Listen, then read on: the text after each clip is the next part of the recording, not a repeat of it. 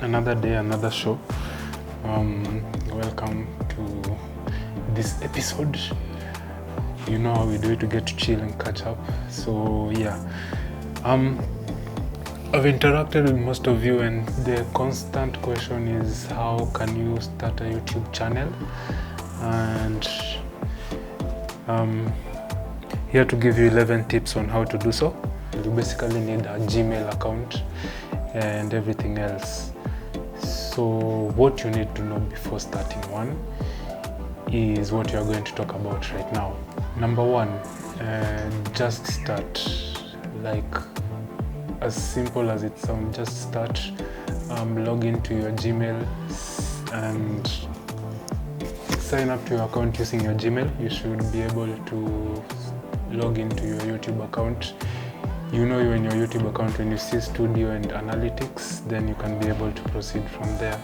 Tip number 2, consistency. And you need to be consistent in order to grow your channel, that is. And the key to this is at least upload one video per week, and on a specific day that people can be able to expect the video. Number 3, figure out the content you want to put out there. Yeah, figure out the kind of content you want to put out there and set objectives. It's very important. There's nothing new that you can actually do that is not out there. So I'd highly recommend you to check out what is already out and then incline whatever you are doing to whatever. Borrow ideas, but do it differently. Make whatever you do unique to yourself, so that whenever you have a returning subscriber, they're able to identify that content to you specifically. Na mtu akijaribu the same thing, itakuwa inaka copy pasting, so they'll be roasted with equal measures. Tip number 4, start with what you have, and start with what you have. Yeah, it's not always glossy. People start by using phones, or really substandard cameras, but at the end of the day, it's about the content, not the quality. So everyone started from somewhere. Kina Otis walikuwa wanatumia simu, Crazy Tales of Kena. You have to start from somewhere, but the key is just starting with what you have. So every single journey, remember, every single journey starts with a single step.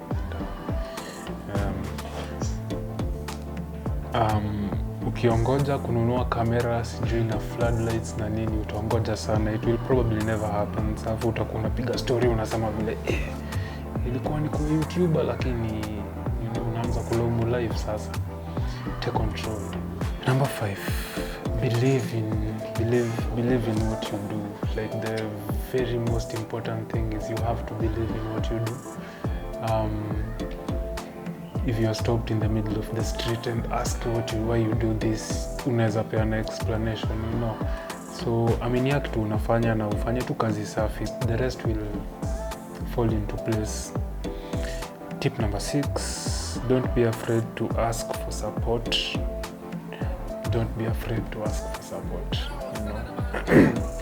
You'll be shocked at how people are more than willing to help you out here. So in case you never ask, nasikianga sijui, ask and it shall be given to you, seek and you shall find, knock and the door shall be opened unto you.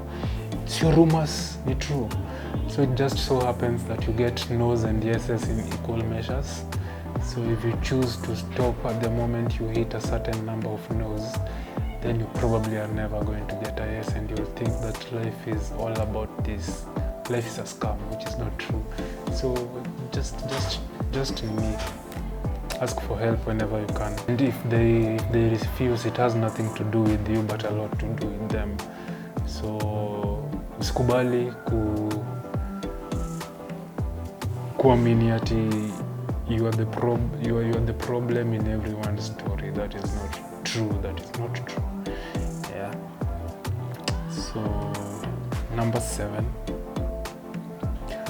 surround yourself with positive people. This is very important, because if you want to what's the word? you want to elevate whatever you are doing to the next level, then you need to be with next level kind of people, you know. So for as long as you hang around people who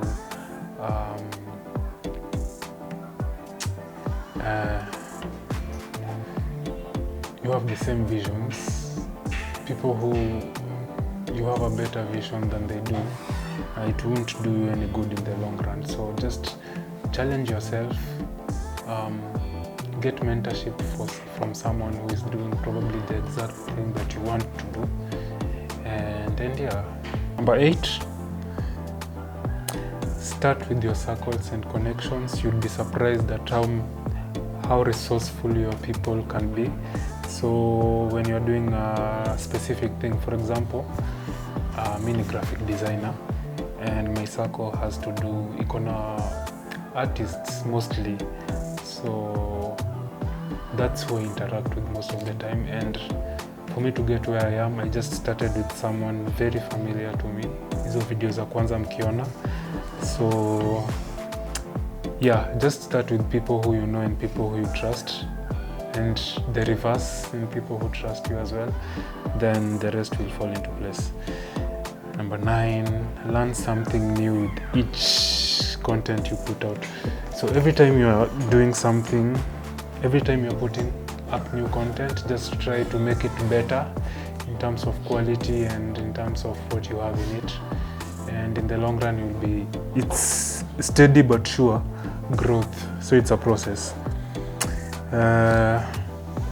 Number 10, editing will be a plus, but not necessarily it. So if you're able to learn a little bit of video editing and stuff, I mean, no one will die. It will do much better in the long run.